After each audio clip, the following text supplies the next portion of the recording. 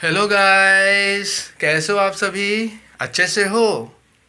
एक बार फिर से मैं आप सभी का अपने इस प्यारे से क्यूट सा यूट्यूब चैनल मैथमेटिक्स मॉनिटर पे वेलकम करता हूं।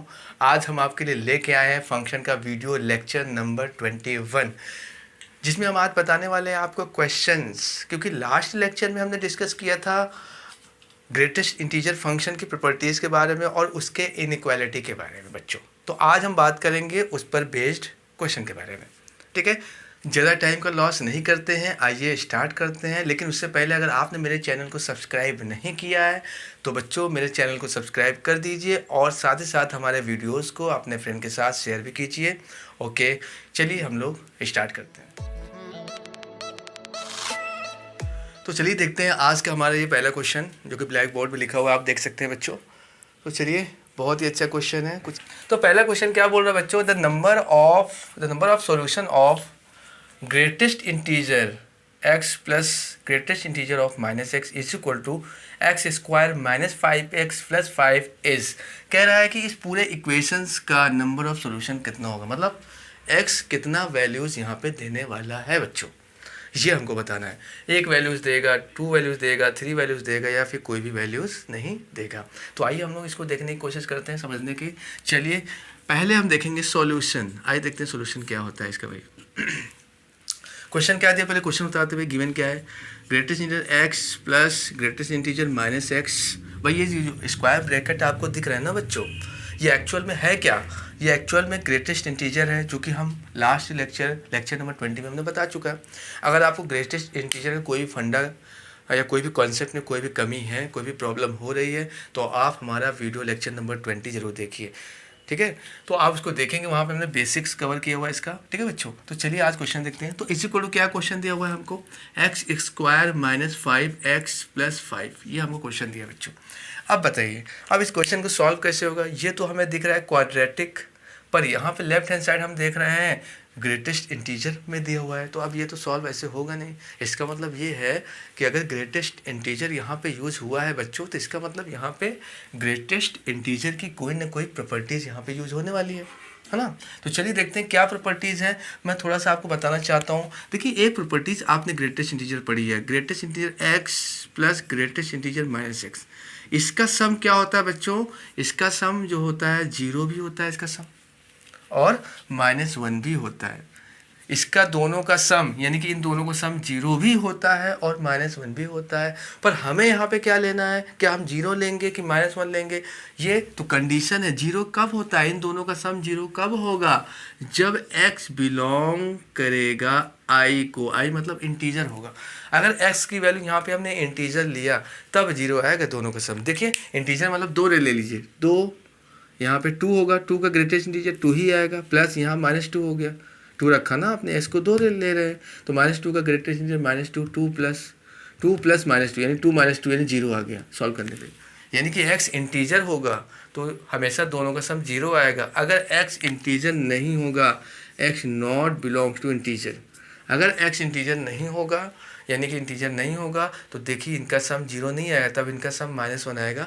ये सारी चीज़ें मैंने प्रॉपर्टीज़ में एग्जांपल के थ्रू आपको समझाया हुआ है, तो है ना। लास्ट लेक्चर 20 में हमने इसको समझाया हुआ है। ठीक है भाई, इसको देख सकते हैं आप लोग। फिलहाल तो देखिए, तो इसमें इसका मतलब क्या है? इसकी वैल्यू हम क्या लें? हम इसकी वैल्यू 0 लें या फिर इसकी वैल्यू हम -1 लें? क्या लें? तो अब हमारे पास क्या है? कोई चॉइस नहीं, हमें दोनों लेना पड़ेगा। बस क्या है, एक को लेंगे तो केस 1 बनाएंगे, दूसरे को लेंगे तो केस 2 बनाएंगे हम लोग। ठीक है बच्चों, तो चलिए, क्योंकि यहाँ पे ऐसा कुछ दिया नहीं, इसलिए हमें क्या, पहले हमें केस 1 लेना पड़ेगा। केस 1 क्या है भाई? केस 1 क्या बोल रहा है? जब x जो होगा i में बिलोंग कर रहा हो, पहला केस। जब x i में हो, प्रॉपर्टी बता रही, अगर x i में है तो इन दोनों का सम 0 लिख सकते हैं। 0 इज इक्वल टू क्या हो जाएगा? X square minus 5x plus 5।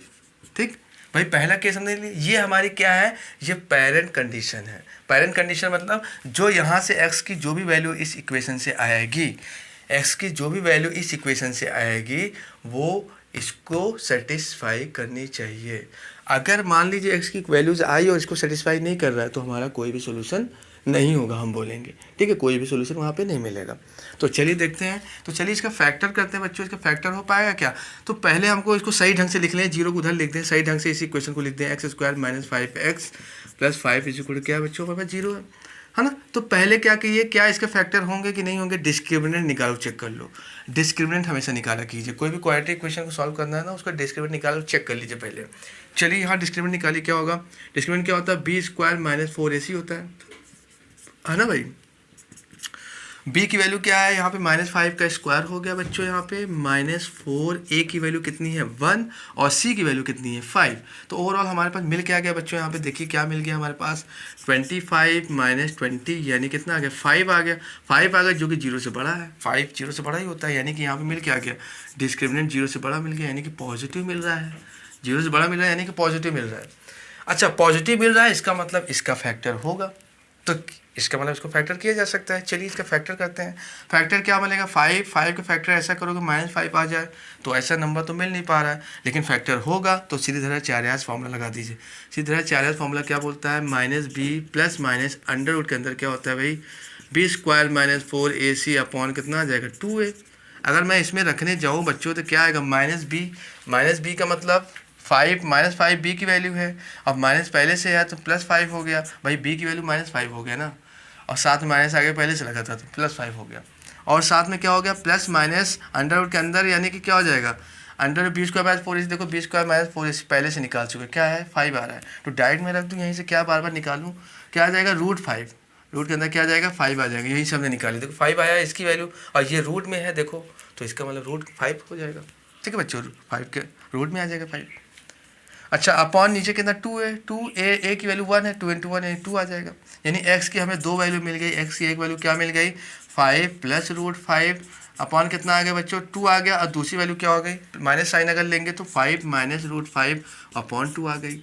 अब बताओ ये 2x की वैल्यू आई है, अब जो 2x की वैल्यू हमारे पास आई है, ये हमारा सॉल्यूशन तभी होगा जब ये पेरेंट कंडीशन को सेटिस्फाई करेगा। क्या ये पेरेंट कंडीशन को सेटिस्फाई कर रहा है, हमारी पेरेंट कंडीशन क्या है, xi होना चाहिए, यानी x की वैल्यू इंटीजर होनी चाहिए। तो क्या जो हमें x मिला है क्या वो इंटीजर है, ये देखिए क्या ये इंटीजर है, √5 की कोई वैल्यू आएगी 2 पॉइंट समथिंग आएगी, 2 पॉइंट समथिंग में कुछ जोड़ोगे तो पॉइंट समथिंग अपॉन 2 आएगा, यानी पॉइंट में आ रहा है, यानी कि इंटीजर नहीं है, और ये इसी तरह ये भी इंटीजर नहीं, मतलब यहाँ पे पेरेंट कंडीशन कह रहा था कि इंटीजर आने चाहिए, जो आपने केस लिया है पेरेंट कंडीशन उसी को सेटिस्फाई करता हुआ कोई वैल्यू होना चाहिए था, पर यहाँ पे कोई ऐसी वैल्यूज़ नहीं आ रही है जो इसको सेटिस्फाई करती हो। इसका मतलब क्या होगा, एक्स इंटीजर होना चाहिए, ये कंडीशन पेरेंट कंडीशन बोल रही थी कि x इंटीजर होना चाहिए था, पर x आया है नॉन इंटीजर, इसका मतलब इसका सोल्यूशन ये नहीं है, यानी कि यहाँ पे इस वाले केस में क्या आएगा, इस वाले केस में x जो होगा बिलोंग्स टू 5 होगा।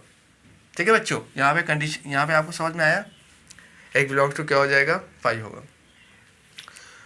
अब देखते हैं केस 2 पे आते हैं, इसको मैं मिटा दूँ क्योंकि इसका काम तो हो गया बच्चों, है ना, प्रॉपर्टीज़ मैंने बताया, इसको मैं मिटा दे रहा हूँ क्योंकि इसका काम हो गया, इसका यूज़ नहीं करना है हमको ज़्यादा। ठीक है, चलिए अब आगे देखते हैं बच्चों। अब दूसरा कंडीशन क्या लगाएंगे, केस 1 तो हमने लगा दी जब xi हो, अब केस क्या लगाएंगे, अब केस 2 लेने वाले हैं। केस 2 क्या है बच्चों, x0 बिलोंग्स टू i हो, अगर xi ना हो तो बताइए, जब xi ना हो तो बताइए क्या होगा, तो दोनों का सम, दोनों ग्रेटेस्ट इंटीजर सम क्या होता है -1, प्रॉपर्टी में हमने बताया था अभी अभी, है ना, और उस दिन भी बता चुके हैं, लास्ट लेक्चर में हमने आपको बताया।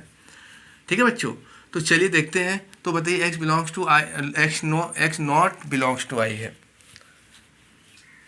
x0 बिलोंग्स टू i है, इसका मतलब क्या होगा, इनका सम -1 होगा, यानी कि इस बार ये इज इक्वल टू -1 होगा। इससे पहले वाले में ये इज इक्वल टू इसको क्या लिख दिया, 0 लिख दिया था, है ना, क्योंकि xi लेके चल रहे थे। चलिए यहाँ पे देखते हैं कितना आ गया, x स्क्वायर माइनस 5x हो जाएगा +5 इज इक्वल टू कितना आएगा बच्चों, हमारे पास -1 आ गया, -1 को इधर बुला लाइए, कितना होगा x स्क्वायर माइनस 5x कितना हो गया +6 इज इक्वल टू 0 हो गया, -1 आके ऐड हो गया। अब बताओ मुझे, अब बताओ बच्चों, इसको सॉल्व फैक्टर बनेगा, इसका फैक्टर आइए चेक करते हैं, देखिए इसका फैक्टर बनता है कि फैक्टर क्या आ जाएगा भाई, इसका x स्क्वायर x -3 आ जाएगा आई थिंक, x + 2 आ जाएगा, x -2 आ जाएगा I think is equal to 0, -3x -2x -5x, हाँ ठीक है। अब बताइए x की वैल्यू क्या क्या आ गई हमारे पास, 3 आ गई और x की वैल्यू 2 आ गई, x की 2 वैल्यूज हमको मिल गई, x की वैल्यू 3 और 2, लेकिन हमको x की वही वैल्यू लेनी है जो हमारी पेरेंट कंडीशन को सेटिस्फाई करती हो। तो क्या ये पेरेंट कंडीशन को सेटिस्फाई करती है, पेरेंट कंडीशन क्या बोल रहा था, xi नहीं होना चाहिए, और x क्या आ रहा है, i आ रहा है, यानी एक्स इंटीजर, एक्स की जो वैल्यू मिली वो इंटीजर है, जबकि बोल रहा था कि इंटीजर आपको नहीं लेना है। इसका मतलब यहाँ भी सोल्यूशन नहीं दे रहा है, यानी यहाँ भी एक्स बिलोंग्स, यहाँ पे क्या होगा, एक्स क्या हो जाएगा, यहाँ पे एक्स बिलोंग्स टू क्या हो जाएगा 5। यहाँ भी सोल्यूशन नहीं मिल रहा है, यहाँ पे भी सोल्यूशन नहीं मिल रहा है। इसका मतलब दोनों को देखा जाए तो क्या मिल रहा है, नो सोल्यूशन। यहाँ पे दोनों को सॉल्व करने पे क्या मिल रहा है, नो सोल्यूशन। नो सोल्यूशन मतलब कौन सा ऑप्शन करेक्ट होगा, ये ऑप्शन हमारा क्या होगा, करेक्ट होगा। कोई भी सोल्यूशन नहीं मिल रहा है ना भाई। देखिए ये यहाँ पे क्या, ये वैल्यू आई है, ये नॉन इंटीजर है, जबकि ये कह रहा था कि इंटीजर होना चाहिए था, तो इंटीजर नहीं आ रहा, तो यहाँ भी सोल्यूशन नहीं हुआ।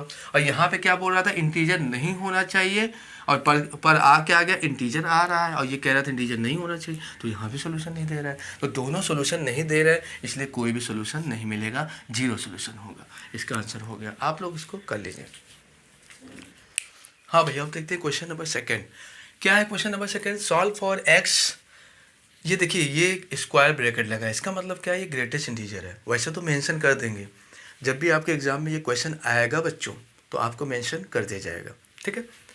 ये ग्रेटेस्ट इंटीजर है। अब इस ग्रेटेस्ट इंटीजर में भी इनइक्वालिटी है, यानी कि ग्रेटेस्ट इंटीजर की इनइक्वालिटी का ये क्वेश्चन है ना। अब इनइक्वालिटी की भी प्रॉपर्टी हमने पढ़ाई है ग्रेटेस्ट इंटीजर की, पर आपको वो ग्रेटेस्ट इंटीजर की इनइक्वालिटी की प्रॉपर्टी याद करने की बिल्कुल भी ज़रूरत नहीं है, वो बिना प्रॉपर्टीज़ के भी हो जाएगा, है ना। चलिए देखते हैं कैसे। आइए पहले क्वेश्चन को उतारते हैं। क्वेश्चन क्या दिया है, 5 माइनस, क्वेश्चन क्या होता है, डायरेक्ट हम इसको सॉल्व कर देते हैं बच्चों। आइए डायरेक्ट सॉल्व करते हैं। क्या है देखिए, अब बताइए ये वैल्यू 2 से, ये ग्रेटेस्ट इंटीजर दिया ना। अब ये पूरा बड़ा सा क्वांटिटी उसके अंदर है, हम इसको मान लेते हैं टी। और इस पूरे को अगर हम लोगों ने टी मान लिया, अगर इसको टी मान लिया अगर हम लोगों ने, तो पता है क्या हो जाएगा, ग्रेटेस्ट इंटीजर टी क्या हो जाएगा, ग्रेटर देन 2 आ जाएगा। मतलब कहने का मतलब टी में यहाँ क्या रख दूँ कि ग्रेटेस्ट, उसका ग्रेटेस्ट इंटीजर 2 से ज़्यादा है। बात समझ में आ रही है। यहाँ पे देखो नंबर लाइन समझते हैं, 0 1 2 मान लेते हैं 3। अब बताइए यहाँ टी की वैल्यू क्या रखोगे, 2 से ज़्यादा है। अगर मैं टी की वैल्यू 2 रखूँगा तो 2 का ग्रेटेस्ट इंटीजर 2 ही होगा, और 2 ही आ जाएगा, 2 आ जाएगा, 2 से ज़्यादा थोड़ी ना होता है, 2 के बराबर होता है। हमें तो 2 से ज़्यादा चाहिए, तो इसका मतलब यहाँ पे टी की इक्वल टू 2 नहीं रख सकते हम लोग। 3 रख के देखो, अगर हमने यहाँ 3 रखा, 3 का ग्रेटेस्ट इंटीजर 3 आ गया, और 3 2 से बड़ा होता है, ये तो ट्रू है ना। इसका मतलब ये 3 रखने पर ये ट्रू हो रहा है, और 3 रखने पर ये ट्रू हो रहा है। उसके बाद टी की वैल्यू और क्या रखें कि ट्रू ही रहे, 3 से ज़्यादा और रखो, 4 रख दो। 4 रखोगे तो 4 का ग्रेटेस्ट 2 से ज़्यादा आता है, यानी तब भी ज़्यादा है, यानी कि 3 रखना पड़ेगा। डार्क सर्कल मतलब 3 रखना ही पड़ेगा, और 3 से ज़्यादा रखना पड़ेगा हमें। यानी कि हम यहाँ लिख सकते हैं कि अगर टी क्या होगा, फिर टी ग्रेटर देन और इक्वल टू 3 होगा। मतलब टी को 3 भी रख सकते हैं, और 3 से ज़्यादा लोगे तो यहाँ पे टी की जगह पे 3 लोगे, या 3 से ज़्यादा रखोगे तो हमेशा 2 से ज़्यादा आएगा, ठीक है। तो यहाँ पे टी क्या माने थे, ये रिजल्ट निकाल तो लिया, पर टी कोई माना आपने ये था, ये रिप्लेस करो वापस से। 5 minus 3x upon 4 greater than कितना होगा, 2 आ गया। भाई हमने इसको केवल टी माना था, अंदर वाले को पूरा लिख दिया। हाँ सॉरी, ग्रेटर देन को 3 आ गया ना, 3 यहाँ पे 3 आ चुका है ना, 3 लिखोगे, क्योंकि टी की जगह पे ये वाली वैल्यू यहाँ रिप्लेस करो ना, ग्रेटर देन और इक्वल टू 3 है, वो रहेगा। अब यहाँ पे देखो बच्चों क्या कर सकते हैं हम लोग, 4 का मल्टीप्लाई करो, 5 माइनस 3x हो जाएगा, ग्रेटर देन और इक्वल कितना होगा, 12 आ गया। अब 5 यहाँ जाएगा तो माइनस यहाँ रह जाएगा, -3x ग्रेटर देन और इक्वल टू कितना हो जाएगा, 7। माइनस का मल्टीप्लाई करोगे, अब जब दोनों तरफ, क्योंकि यहाँ माइनस है, माइनस के जब दोनों तरफ मल्टीप्लाई करोगे इनइक्वालिटी चेंज हो जाएगी, यानी कितना हो गया, अंदर वाला जो माइनस है वो तो लगा ही रहेगा, लेस देन और इक्वल टू -7 हो गया, यानी कि फिर से ग्रेटेस्ट इंटीजर आ गया। और जब तक ग्रेटेस्ट इंटीजर ये हटाएंगे नहीं तब तक ये एक्स की वैल्यू निकाल नहीं सकते। तो फिर हम इसको क्या मान लेना है, इसको हम फिर मान लेते हैं कि टी है, इसको हम टी फिर से मान लें तो बताइए क्या होगा, टी यहाँ पे क्या है, लेस देन और इक्वल टू -7 है। मतलब टी की वैल्यू अब यहाँ क्या रखें कि -7 भी मिल जाए, और -7 से लेस की भी साइन लगा हुआ है, लेस का भी साइन है, इसका मतलब -7 से कम भी चाहिए और -7 भी चाहिए। तो टी यहाँ पे क्या रखना पड़ेगा, नंबर लाइन से समझते समझ में आएगा। मान लेते हैं यहाँ पे -8 है, -7 है, यहाँ -6 है ना भाई, और ये -5 मान लेते हैं। अब बताओ यहाँ टी की वैल्यू क्या रखो, अगर टी की वैल्यू हमने भाई यहाँ पे 6 रखा, -6 रखा, तो -6 यहाँ रखोगे तो टी का -6 रखा, -6 का ग्रेटेस्ट इंटीजर क्या होता है, -6 होता है। -6 -7 के बराबर है, नहीं है, क्या छोटा है -7 से, नहीं, -6 बड़ा है, यानी सेटिस्फाई नहीं कर रहा, -6 नहीं रख सकते। -6 से कम देखो रख के, -6 से कम कौन सा, -6 से कम मतलब लेफ्ट चलो, -6 के लेफ्ट वाली वैल्यू सब -6 से कम होगी। तो -6 से कम यानी -6.5 देखो यहाँ दिखा दे रहे हैं। -6.5 रख के देखो टी की जगह पे कितना आएगा, -6.5 का ग्रेटेस्ट इंटीजर क्या आएगा, इसकी लेफ्ट वैल्यू ले ली। ग्रेटेस्ट इंटीजर का मतलब इसके लेफ्ट वैल्यू लेनी है। इसके लेफ्ट में कौन सी वैल्यू आएगी, 6.5 मान लें यहाँ कहीं है 6.5, ये हमारे क्या है 6.5 है माइनस में। इसके लेफ्ट वैल्यू कौन सी है, -7 है, यानी इससे ग्रेटर इन -7, यानी कि -6.5 रखने पे -7 आ रहा है, यानी टी की वैल्यू -6.5 रखने पे आ रहा है, मतलब 6 से कम रखने पे आ रहा है। 6.5 6 से कम होता है, यानी -6 से कम रखने पर आ रहा है। तो ये बताओ यहाँ पे क्या आ जाएगा, टी लेस देन -6।